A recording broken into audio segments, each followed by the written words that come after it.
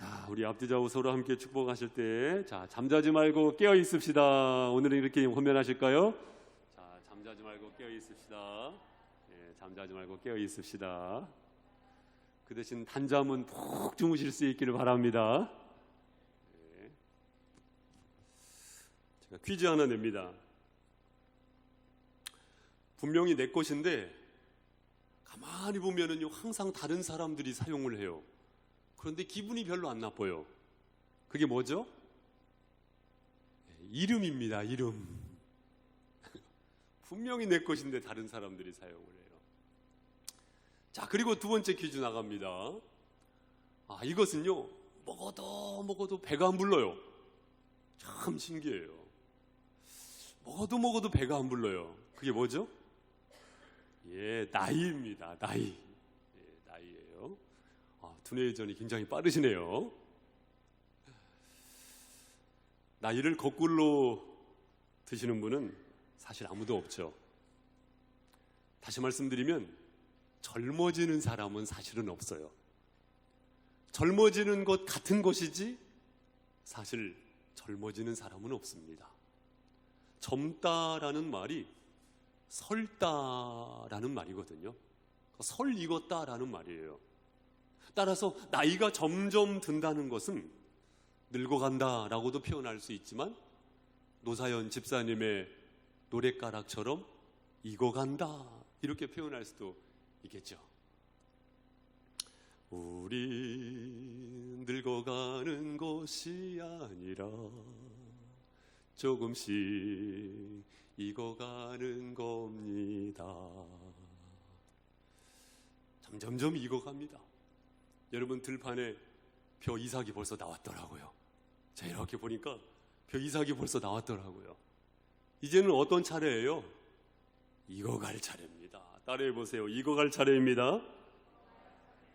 익어갈 차례예요. 그러면 우리 성도님들 올해도 변함없이 가을을 맞이하게 되는데 이 가을을 맞이하면서 나는 어떻게 익어갈 것인가? 쭉정이가 아니고 열매로서 어떻게 익어갈 것인가? 더 젊어지는 사람은 없어요. 아무도 없어요. 아무도 없어요. 없었고 없고 앞으로도 없을 거예요. 중요한 것은 어떻게 익어갈 것인가? 이것이거든요. 올여름 유난히도 무더웠죠. 저도 참 무더웠습니다. 여러분, 초복, 중복, 말복 어떻게 보내셨습니까? 제가 초복 때는 우리 청년들이 삼계탕을 사준다고 해가지고 못 이기는 척하고 따라갔는데 글쎄 사람들이 너무 많아가지고 그 식당 못 가고 다시 나왔다니까요. 코로나 상황 속에서 어찌 그리 사람이 많은지. 어쨌든 간에 더위를 이겨보려고 하는 사람들, 여러분들도 그러지 않으셨습니까? 저도 어떻게 하면 이 더위를 이길 수 있을까 전전긍긍하면서 사실 이 무더운 여름을 넘었습니다. 넘었어요. 이제는 가을의 문턱에 막 다다르게 되면서 이번 가을, 작년, 재작년도 똑같이 가을을 맞이하셨잖아요. 이번 가을 좀 더 의미 있고 좀 더 하나님께서 기뻐하시고 좀 더 나의 생애 속에 다시 돌아오지 않는 이 시간을 살아가고 있는 우리가 이번 가을이 좀 더 나의 인생 가운데 뜻깊은 그러한 가을이 되기를 소망하면서 본문의 말씀을 근거로 세 가지 깊이, 바로 깊음 속으로 들어가 보자, 이러한 권면의 말씀으로 함께 나누고자 하는 것입니다. 자, 우리 본문의 말씀 1절 말씀 우리 다 같이 합독하겠습니다. 시작. 무리가 몰려와서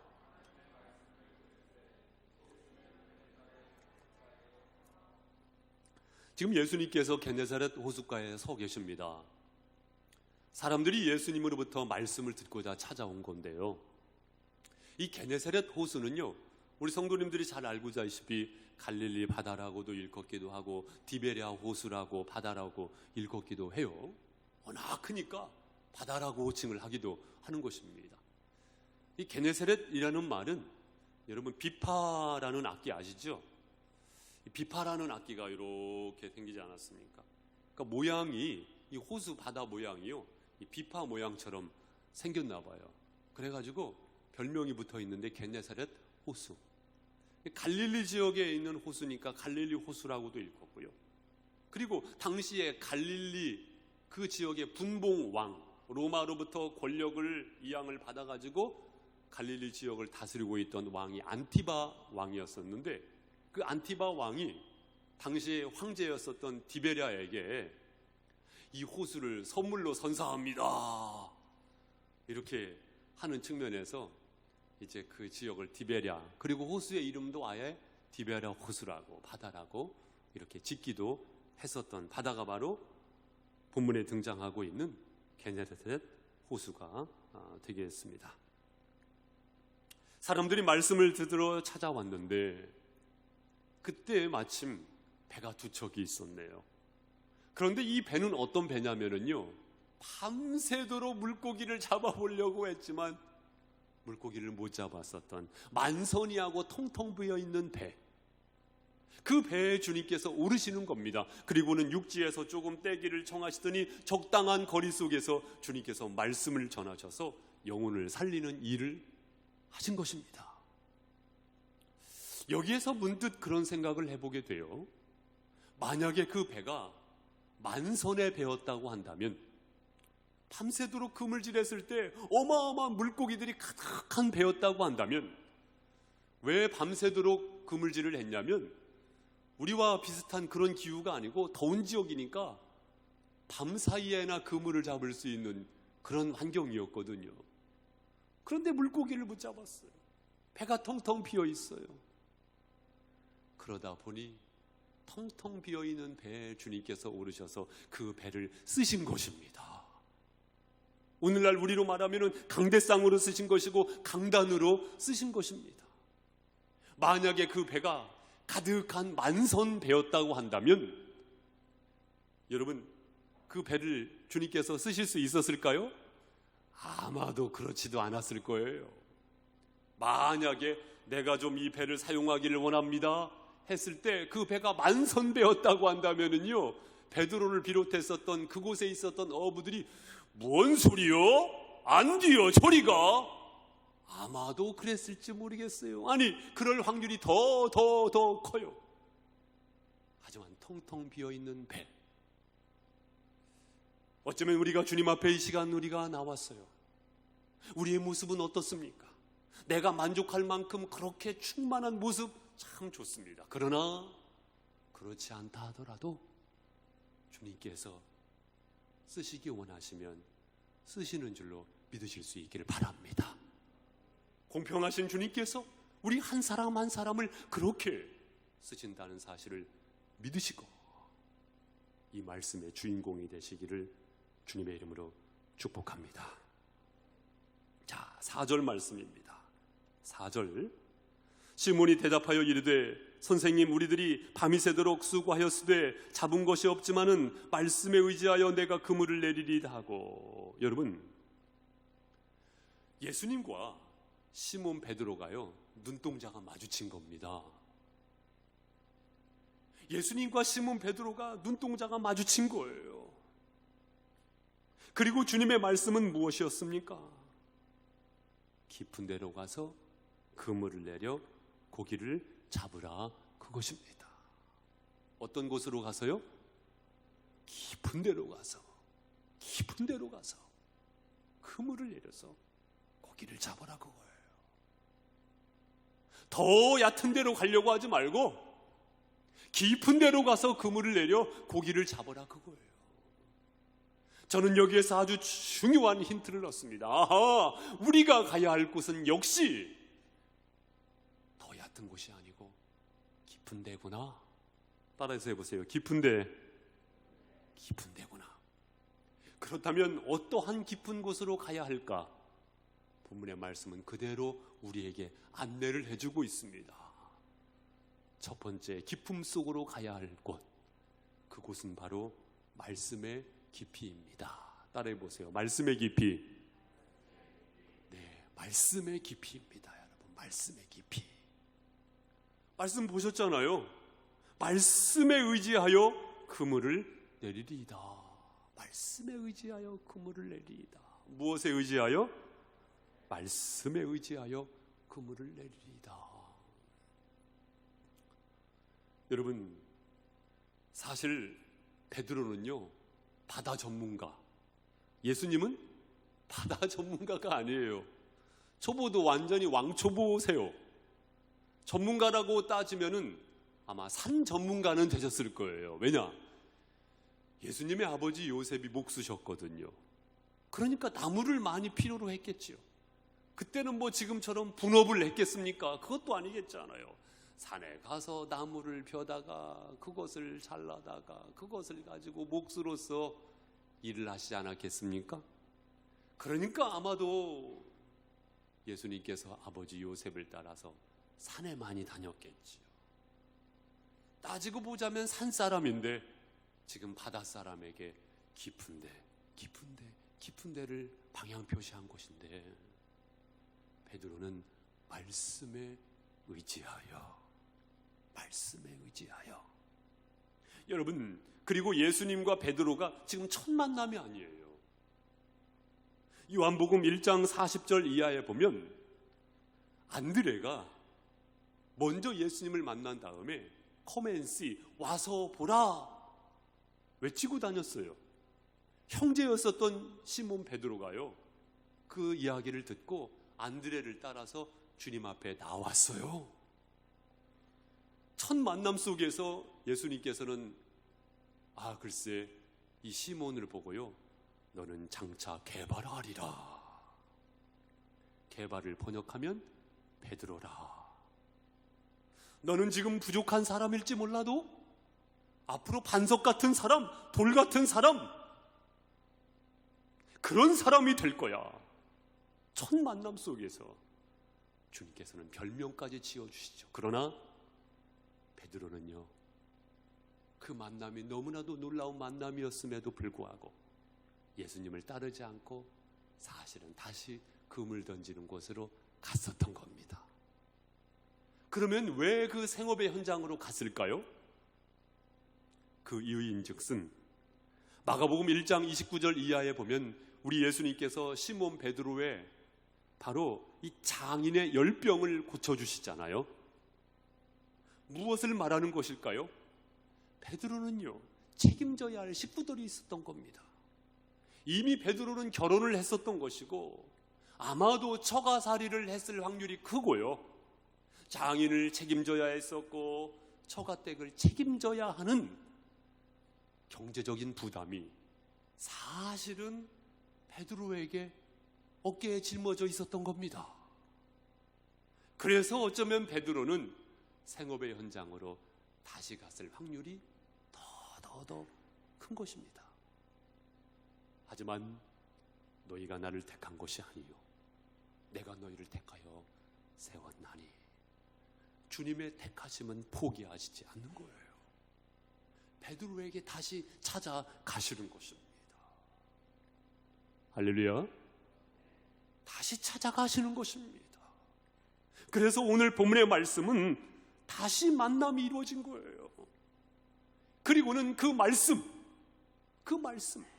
주님이 하신 말씀, 그 말씀은 보통 말씀이 아니라는 것을 감지하게 된 베드로.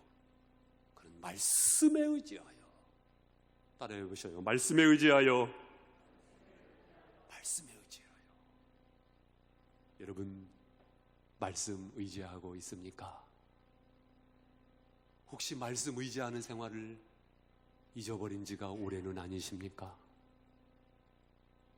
정말 말씀 의지하고 있습니까? 정말 그렇습니까? 나는 말씀을 의지한다고 하면서 여전히 내가 주인 되어서 내 자신을 의지하고 재물을 의지하고 건강을 의지하고 인맥을 의지하고 경험을 의지하고 여전히 깊음 속으로 들어가지 못한 채 망설이고 있는 생활이 나의 생활은 아닌가? 정말 그러한가? 정말 그러한가? 사랑하는 성도 여러분, 우리는 막 가을의 문턱에 다다르게 될 것입니다. 이번 가을을 위하여 무엇을 기도로 준비하고 있습니까?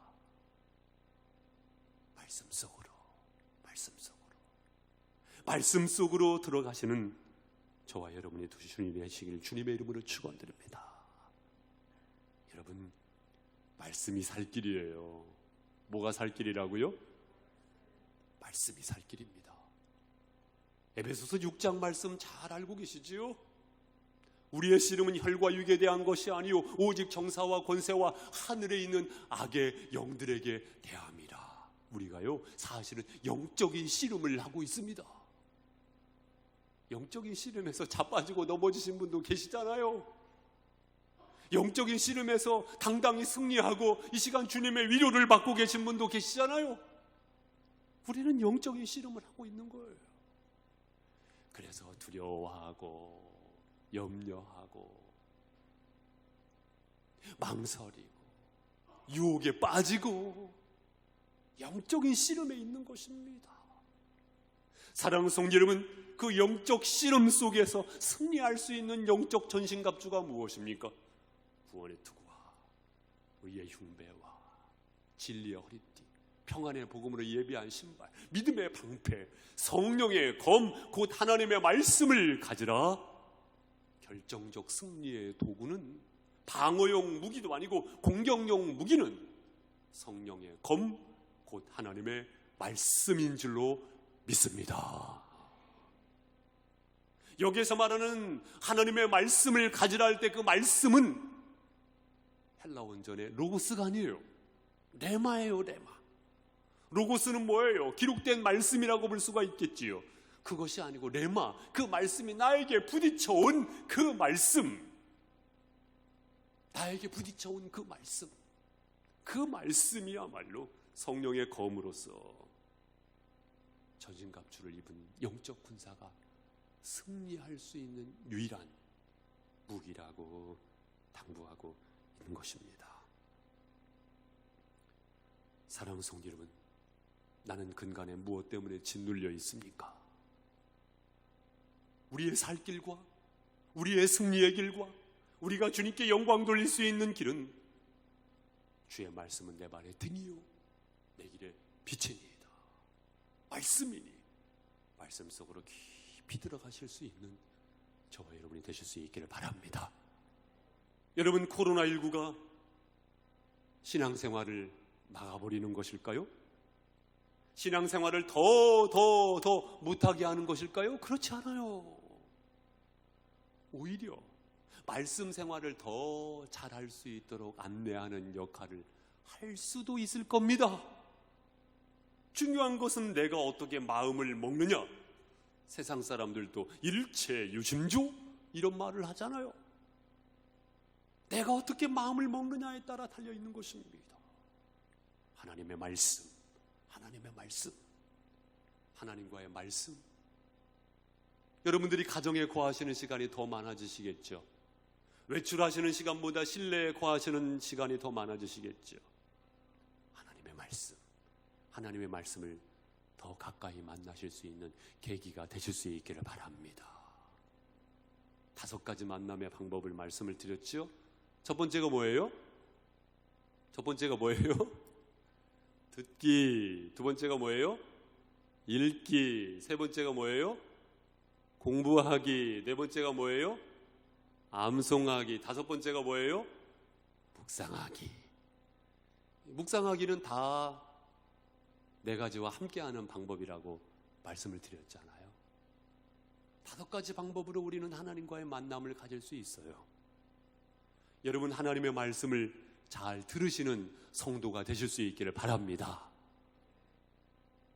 하나님의 말씀을 외면하는 성도가 아니고 하나님의 말씀을 잘 들으시는 성도. 설교가 얼마나 중요합니까, 여러분? 설교의 신학적 정의가 무엇이냐면 하나님의 말씀을 운반하는 것이 설교예요. 시공간을 뛰어넘어서 하나님의 말씀을 잘 운반해 드리는 것이 설교입니다. 그렇기 때문에 그 설교에는 해석이 들어가고요, 그 설교에는 적용이 들어갑니다. 사실 우리 침례교 목사님들이 설교를 잘 하시잖아요. 설교를 침례교 목사님들이 잘한다는 소리를 왜 듣느냐? 저는 딱 한 가지 이유라고 알고 있습니다. 세상 이야기 별로 안 해요. 말씀, 성경 이야기를 많이 해요. 그것이 설교를 잘하는 유일한 방법이라고 저는 믿습니다. 물론 침례교단 목사님 뿐이겠습니까? 정치 얘기, 철학 얘기 별로 안 하잖아요. 설교 잘하시는 분들. 담임 목사를 통해서 설교를 들으시는 것 좋고요. 여러분들이 방송 매체를 통해서 설교 들으시는 것 좋아요. 그러나 그 말씀을 들을 때 하나님의 말씀으로 들으시기를 주님의 이름으로 축복합니다. 레마의 말씀, 레마의 말씀. 훌륭하신 목사님들, 저보다 10배, 100배, 1000배 훌륭하신 목사님들 많이 계시거든요. 율법적 성도가 되지 마시고 하나님의 말씀, 레마의 말씀으로 받으셔서 말씀 속으로 들어가시기를 주님의 이름으로 축복합니다. 그리고요, 읽기입니다. 여러분, 읽기 따라해 보세요. 읽기. 읽기가 어쩌면 가장 중요하다고 말씀드릴 수가 있겠어요. 제가 이렇게 설교하는 것도 사실은 우리 성도님들이 성경 읽기 하실 수 있도록 사실은요, 부채질하는 거예요. 그만큼 내가 성경을 읽는 것이 중요하다 그거예요. 다른 사람이 들려주는 것보다도 더 중요한 것은 내가 자발적으로 하나님의 말씀을 읽고 묵상하고 큐티하는 그 습관이 사실은 중요합니다. 그리고 성경 읽기 하시고 여러분 양무리 목자님에게 보고하시잖아요. 연말이 되면 또 시상을 할 겁니다. 여러분, 성경 읽기를 잘 하시기를 주님의 이름으로 권면을 드립니다. 내 스스로가 계획을 세워보세요. 성경 읽기에 대한 계획을 세워보세요. 물론 교회에서 권면하는 바도 있지만 자발적으로 성경 읽기 계획을 세워보세요. 또한 공부하기잖아요. 우리는 수요일 저녁마다 분일 수요 성경대학을 오픈을 했고 드디어 어느덧 이제 구약 성경 어느 정도 중반 가까이에 오고 있지 않습니까? 이것처럼 시간은 흘러가는 것이거든요. 여러분, 한 주에 한 권 성경을 마스터한다는 것은 사실은 무모한 도전일 수도 있지만 어마어마한 학습량이거든요. 여러분, 포기하지 마시고 하나님의 말씀을 집중적으로 더욱더 알아가실 수 있는 기회가 되시기를 주님의 이름으로 축원드립니다. 그리고 또한 우리는 암송하기, 따라해보세요. 암송하기. 매 주일마다 거표지에 보면 암송 말씀 기록되잖아요. 이 말씀을 암송하시든지 또 내가 또한 작정해가지고 말씀을 암송을 하시든지, 나는 암송이 어려워요 하면은요, 성경 쓰기 하세요. 성경 쓰기 하세요. 일전에 우리 요한복음 말씀 쓰기도 했고 전도서 말씀 쓰기도 했잖아요. 여러분들이 자발적으로 시편 말씀을 쓰시던 한번 자발적으로 성경 쓰기를 지속해 보세요. 암송 혹은 쓰기 하면서 말씀을 우리가 계속해서 반복할 수가 있죠. 또한 다섯 번째로는 묵상하기잖아요. 따라해 보세요. 묵상하기 아니겠습니까? 묵상하기는 뭐예요? 마치 반추동물이 음식물을 다시 반추해가지고 그 음식물을 다시 삼키듯이 말씀을요, 메디테이션 반복해가지고요, 그 말씀을 내재화를 시키는 겁니다. 내재화를 시키는 거예요. 그래서 우리는 5가지 방법을 통해서 말씀과의 만남을 가질 수가 있는데요, 중요한 핵심 사항을 다시 한번 강조 말씀드리면 무엇입니까?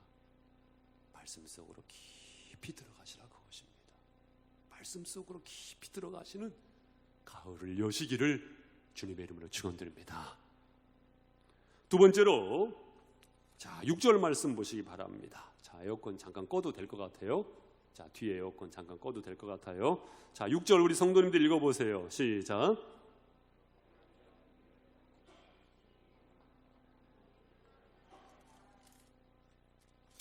여기 말씀해 보니까 그렇게 하니, 여러분, 그렇게 하니 이것이 무엇이에요? 이것이 순종입니다. 말씀하신 주님께 순종하는 거예요. 그렇게 하니, 따라해 보세요. 그렇게 하니. 순종이 뭐냐면요, 그렇게 하는 것이 순종입니다, 여러분. 그렇게 하니. 그 결과가 뭐였어요? 고기를 잡은 것이 심이 많아. 와, 어마어마한 물고기를 잡는 거예요. 순종의 결과인 줄로 믿습니다. 그런데 이것이 다가 아니에요. 순종의 결과가 이것이 다가 아니에요. 고기를 잡은 것이 심이 많아 그물이 찢어지는지라. 어떻게 되는지라? 찢어지는지라. 아니, 많은 물고기를 잡은 것 너무나 좋은데 그물 찢어지면 말짱도루묵이죠. 말짱도루묵이죠. 헬라어로는 디엣 에소트 이런 말로 기록이 되어 있는데 이것은 미완료 수동태예요. 미완료 수동태. 미완료 수동태는 뭐냐면요, 멈추지 않고 계속해서 그렇게 됐다 그거예요. 그러니까 찢어지는지라 이것이 뭐예요? 그물이 찢어졌네? 그런데 계속해서 찢어지고 있네? 내가 찢고 있는 것이 아니고 그물이 지금 찢어지고 있는 거예요. 여러분 잘 아시는 요한복음 21장 11절 말씀에 보면 153마리의 물고기를 잡잖아요. 그때도 베드로가. 그런데 그때는 그물이 찢어지지 아니하는지라. 그런데 오늘 본문의 말씀은 그물이 찢어지는지라. 난리가 났습니다. 큰일 났습니다. 그래가지고 어떻게 합니까? 7절 말씀에 보니까 7절 같이 읽습니다. 이에 다른 배에 있는 동무들에게 손짓하여 와서 도와달라 하니 그들이 와서 두 배의 채움에 잠기게 되었더라. 그래가지고요 막 손짓해가지고요 물고기를요 그 배에 또한 이제 채우는 겁니다. 한 배도 아니고 두 배에 가득 채웠어요. 그런데 또 문제는 뭐예요? 그 배가 어떻게 돼요? 잠기게 되었더라. 잠기게 되었더라. 만선이 된 것은 좋아요. 그런데 그 배가 물에 잠기게 되었더라. 그것입니다, 여러분. 그물이 찢어진 배가 잠기고 있음. 여러분, 이 상황 속에서 사실은 베드로가 무서웠습니다. 베드로가 무서웠어요. 베드로가 무서웠어요. 그런 가운데 베드로는 아차 싶으면서 깨달은 것이 있어요. 예수가 메시아지. 예수가 구원자였지. 나에게 말씀하신 그 말씀의 능력이 있지. 그런데 그 능력은 왜 나에게 보여주셨냐 하면 예수가 메시아라는 것을 깨닫게 하시기 위하여. 그리고는요 이 베드로가요 자신을 돌아봅니다. 자신을 돌아보니 자신이 죄인이라는 것. 자신이 죄인이라는 것. 8절입니다. 시몬 베드로가 이를 보고 예수의 무릎 아래에 엎드려 이르되 주여 나를 떠나소서 나는 죄인이로소이다. 내가 주인된 입장에서 내 자신을 보면 나만큼 훌륭한 사람이 없어요. 여러분 그런 생각 해보신 적 있죠? 와, 세상 사람들 왜 나를 못 알아볼까 도대체? 사람들을 왜 나를 못 알아볼까? 나만큼 똑똑한 사람이 어디 있고 나만큼 올곧은 사람이 어디 있고 나만큼 준비된 사람이 어디 있어? 도대체 왜 나를 못 알아볼까? 그런데 살아계신 주님의 존전 앞에서 내 자신을 돌아보면 나만큼 큰 죄인이 없죠. 나만큼 큰 죄인이 없어요. 여러분, 그것이 나의 솔직한 고백 아닙니까? 죄인으로서이다. 죄인으로서이다. 그것을 깨달을 때 비로소 주님께서 역사하시는 것입니다. 할렐루야. 그러나 그것이 없어요. 그러나 그것이 없어요. 주님 앞에 흘리는 거룩한 눈물이 없어요. 주님 앞에서 낮고 낮아짐이 없어요. 우리에게 필요한 것은 바로 나에게 필요한 것은 바로 그것이거든요. 바로 그것이거든요. 사랑하는 성도 여러분, 순종하면 고기를 많이 잡게 된다. 그것은요, 점수로 따지면은 50점. 그것이 전부가 아닙니다. 사실 주님께서 우리에게 은혜 베푸셨잖아요. 할렐루야. 그것이 전부가 아니에요. 보다 더 순종의 깊이 속으로 들어가 보십시오. 순종하면 진짜 나를 보게 됩니다. 순종하면 진짜 예수를 깨닫게 됩니다. 그것이 순종의 축복입니다. 주님께서 저버리시면 찢어진 그물일 수밖에 없는 나와 나의 인생, 주님께서 저버리시면 가라앉을 수밖에 없는 배와 그물이 될 수밖에 없는 나라는 것, 내 인생이라는 것, 그것을 깨닫는 것이 여러분 얼마나 값진 것입니까? 그렇기 때문에 우리는 더 순종의 깊이 속으로 들어가는 것을 망설이지 아니합니다. 사랑하는 성도 여러분, 믿음의 삶을 여시되 불순종의 삶을 여시지 마시고 순종의 삶을 여시기를 주님의 이름으로 축원드립니다. 성경과의 만남 5가지를 권면해 드렸듯이 저는 순종에 있어서도 5가지 순종을 이 시간에 말씀을 드려보려고 합니다. 첫 번째 순종은 뭐냐면 순수한 순종입니다. 어떤 순종이요? 순수한 순종입니다. 여러분, 순수한 순종. 여러분, 그런 말이 있더라고요. 토마토 참 좋아하는데 토마토가 빨갛게 익어가면 의사 얼굴이 파랗게 질린다, 이런 말이 있더라고요. 그만큼 토마토가 몸에 건강에 좋다는 말이겠죠. 근데 토마토의 특징이 뭐예요? 겉하고 속하고 똑같아요. 그래서 저는요, 저도 모르게 토마토를 먹을 때마다 겉하고 속하고 똑같은 사람 돼야지, 이런 생각을 해요. 순수성. 우리가 순종을 하되 순수한 순종을 하자고요. 여러분, 너무 안타까운 현실 아닙니까? 오늘날 많은 경우 순수함을 잃어버렸잖아요. 무엇 때문에 우리는 그 순수성을 잃어버렸는가? 무엇 때문에 순수한 순종을 잃어버렸는가? 기복신앙 때문입니까? 아니면 세상 사람들의 영향력 때문입니까? 여러분은 세상 사람들의 영향을 받는 사람입니까? 세상 사람들에게 영향을 주는 사람들입니까? 우리가 회복해야 할 것은 순종하시되 순수한 순종. 주님이 기뻐하시면 됐잖아요. 할렐루야.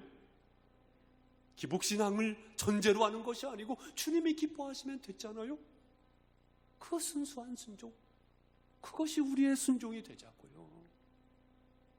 두 번째 순종은 무엇이냐면 즉각순종. 따라해보세요. 즉각순종. 네, 즉각순종입니다. 왜냐하면 주님께서 필요로 하실 때가 있거든요. 타이밍이 중요하거든요. 여러분, 꽃다발을 건네실 때 다 시들어버린 꽃다발을 건네시는 분 없을 거예요. 즉각순종. 하나님께서 필요로 하실 때가 있어요. 그때 주님께서 나에게 부르셨다고 한다면, 그때 주님께서 나에게 보내셨다고 한다면, 그때 주님께서 나를 필요로 하신다고 한다면 즉각순종. 즉각순종. 바로 그것입니다. 세 번째로는 따라해보세요. 전적순종. 네. 소리가 좀 약하세요. 전적순종. 예. 부분적 순종이 아니고 전적순종. 전적순종. 여러분, 착각하지 마세요. 하나님께서는 나의 무엇을 받기 원하시는 것이 아니에요. 나를 받기 원하시는 거예요. 할렐루야. 나의 무엇을 받기 원하시는 것이 아닙니다. 나를 받기 원하시는 것입니다.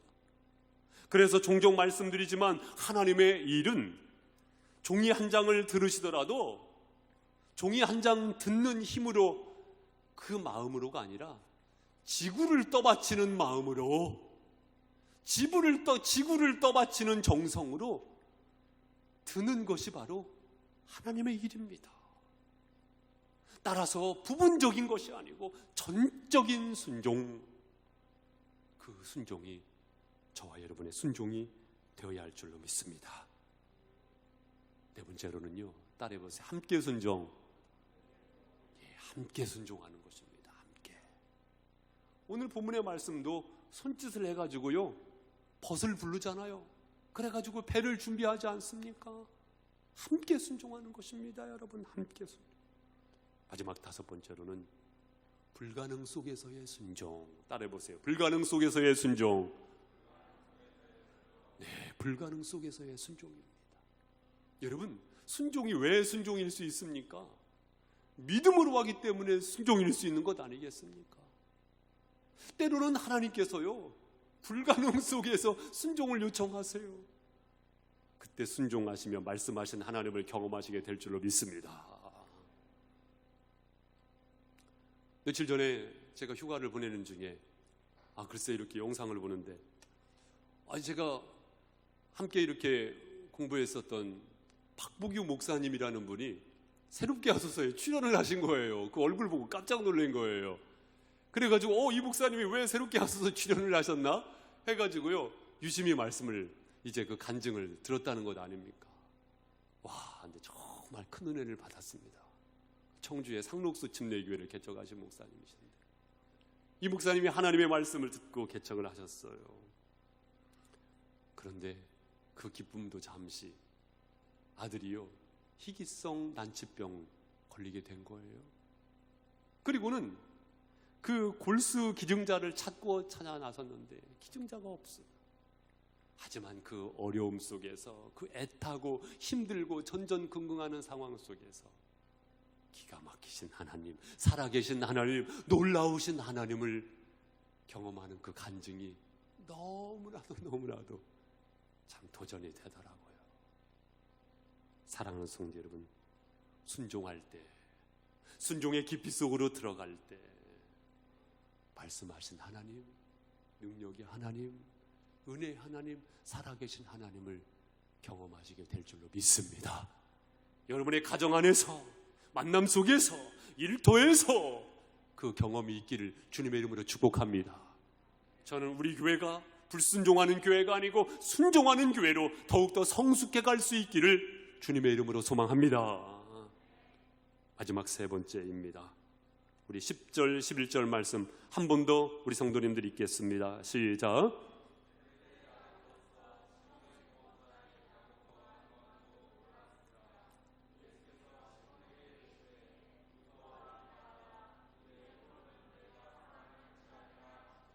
그들이 베드를 육지에 대고 모든 것을 버려두고 예수를 따르니라. 아멘.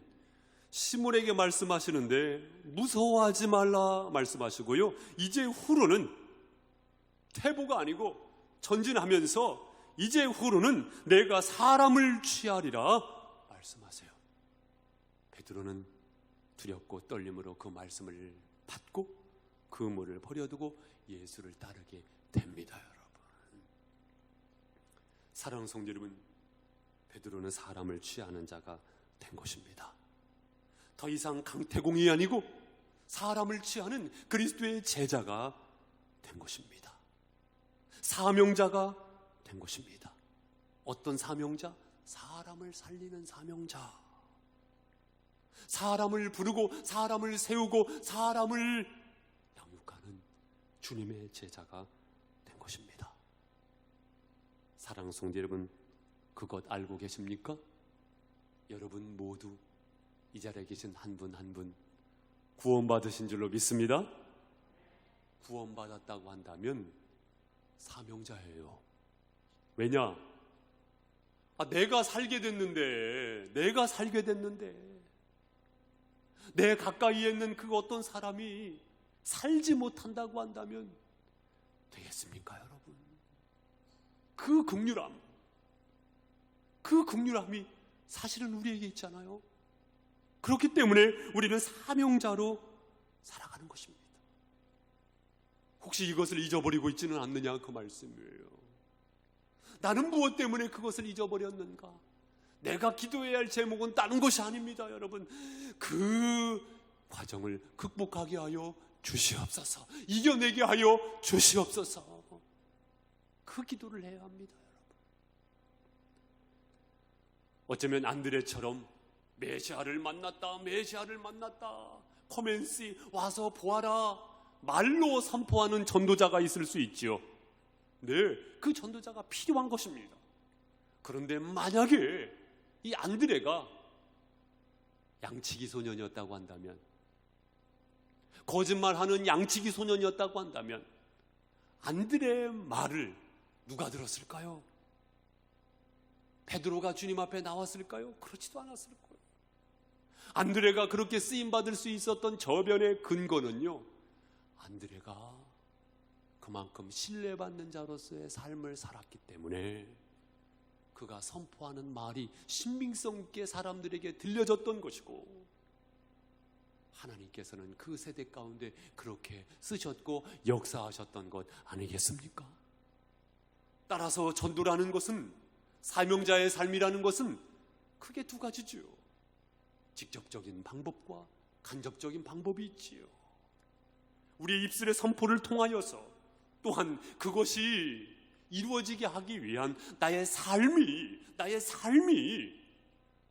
그러한 삶이 됨으로 인하여서 우리는 사명자적 인생을 열어갈 수가 있다는 것입니다. 할렐루야. 그래서요, 저는 답게라는 말을 참 좋아합니다. 처럼이라는 말보다도 답게. 아마도 상식적으로만 살아도 답게가 될 거예요. 그런데 그것이 사실은 힘들더라고요. 그러나 우리가 노력하자고요.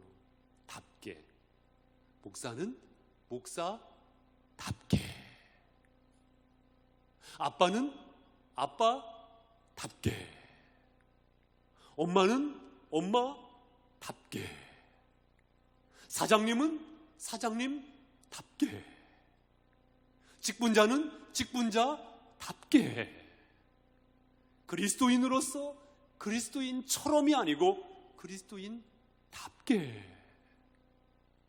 답게만 살아도, 사랑하는 성도 여러분, 누가 함께 하심을 경험할까요?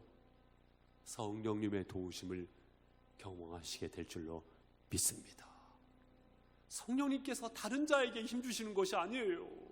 이 거룩한 몸부림이 있을 때 감당하실 수 있는 힘도 주시는 것이고요, 차고 넘치는 은혜도 부으시는 줄로 믿습니다. 사랑하는 성도 여러분, 사명자적 삶을 포기하지 마시고 그 삶을 열어가실 수 있기를 바랍니다. 코로나19가 우리의 신앙생활을 가로막을까요? 그렇지 않습니다. 우리는 그 현장 속에서 신앙의 삶을 더 잘 살아낼 수가 있습니다. 로마의 313년 콘스탄틴 황제가 기독교를 공인했어요. 물론 이 기독교 공인에는 부정적인 면도 있고 긍정적인 양면이 있습니다만, 여하튼 그 로마가 기독교를 인정을 했다 그 말이에요. 그러기까지 사실은요, 어떤 과정이 있었냐면은요, 그 1세기 기독교에 두 번의 역병이 있었어요. 두 번의 역병. 첫 번째 역병은 뭐냐면은 안토니우스 역병이고요, 두 번째 역병은 무엇이냐면 키프리아누스 역병이에요. 이 안토니오 역병, 키프리아누스 역병, 이 역병 때문에 많은 사람들이 실제로요 죽었습니다.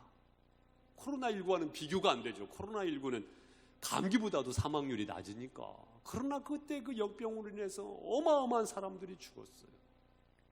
그런데 그 안토니오 역병, 왜 이름이 안토니오 역병인지 아십니까? 지금으로 말하면요, 이 안토니오가요 목사님입니다. 목회자입니다. 키프리아누스도요 그때 당시에 카르타고의 감독을 지내신 목사님이십니다. 지금으로 말하면 목사님이에요. 종교개혁 이전이니까 사제라고도 맞겠지요. 목회자 이름을 빌어서 역병의 이름이 붙을 만큼 그때 누가 활동을 했다는 거예요? 그리스도인들이 활동을 했다는 겁니다. 그리스도인의 특징은 뭐예요? 죽음을 두려워하지 않죠. 죽으면 천국인데 죽음이 두렵겠습니까? 세상 사람들의 특징이 뭐예요? 죽음을 두려워한다는 거잖아요. 세상 사람들이 아파하고 있는 환자들을 멀리하고 있을 때 그리스도인들, 죽음을 두려워하지 않던 안토니오, 키프리아노스, 바로 그리스도인들이 그 환자들에게 다가갔던 겁니다. 그리고 그들을 지극정성으로 돌보아 주었던 겁니다. 그래가지고 주변 사람들이 감동하지요. 그리고 그나마 그 역병들의 고비를 넘게 된 것입니다. 그리고는 폭발적인 부흥이 로마에 일어나게 되어지고 기독교가 공인되기까지 진행된 것 아니겠습니까? 사랑하는 성도 여러분, 마태복음 28장 19절 말씀도 너희는 가서 사랑하는 성도 여러분, 기쁨 속으로 가실 수 있기를 바랍니다. 망설여서 이것이 아니고 가서 볼지어다 세상 끝날까지 내가 너희와 항상 함께 있으리라. 기쁨 속으로 들어갈 때 하나님의 성령께서 함께 하심을 믿으실 수 있기를 바랍니다. 가라 함께 하리라, 오라 쉬게 하리라. 함께 하시는 주님의 역사가 저와 여러분의 삶 속에 있게 될 줄로 믿습니다. 기쁨 앞에서 망설이고 있는 모습이 나의 전부가 아닙니다. 그러한 졸장부가 나의 전부가 아니에요. 여러분, 기쁨 속으로 들어가십시오. 마치 요나가 니느웨를 등지고 다시스로 갔을 때 다시금 말씀하셔서 니느웨의 기쁨 속으로 들어가게 되었을 때 하나님께서 그 현장 가운데 역사하셨던 것처럼 우리가 기쁨 속으로 들어갈 때에 하나님의 역사를 보게 될 줄로 믿습니다. 말씀의 기쁨 속으로 들어가실 수 있기를 바랍니다. 순종의 기쁨 속으로 들어가실 수 있기를 바랍니다. 사명의 기쁨 속으로 들어가실 수 있기를 바랍니다. 성령께서 함께 하실 줄로 믿습니다. 기도하시겠습니다. 우리 시간 기도하실 때 하나님의 말씀, 나에게 말씀하신 하나님의 말씀, 그 말씀을 붙잡고 함께 기도하겠습니다. 주여, 기쁨 속으로 들어갑니다. 인도하여 주시옵소서. 다 함께 주여 한번 부르고 기도하겠습니다. 주여,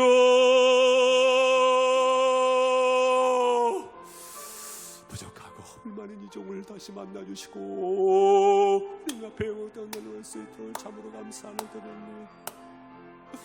주님이여, 주의 앞에 나타날 수 있도록 하소서. 주님이 죄인을 용서하시고 우리 앞에 나타날 수 있도록 감사합니다. 주님 감사합니다.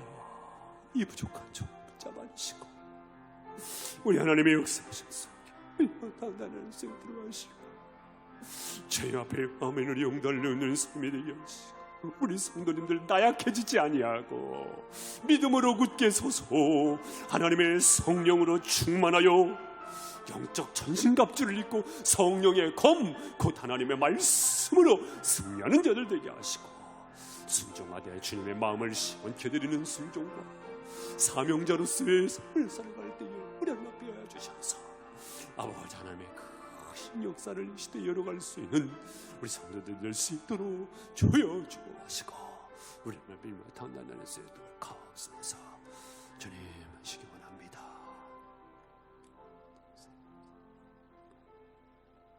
주님 감사합니다. 세미한 중에 말씀하신 주님께서 기쁨 속으로 들어가는 현장 속에 함께 하셔서 바다 끝에 거주할지라도 거기 계시는 하나님의 함께 하심과 앞서 행하시고 친히 역사하심을 경험할 수 있도록 축복하여 주시옵소서. 귀한 믿음의 생애가 빛나게 하시고 그리스도의 빛이 드러날 수 있도록 축복하여 주시옵소서. 예수님의 이름으로 기도드립니다.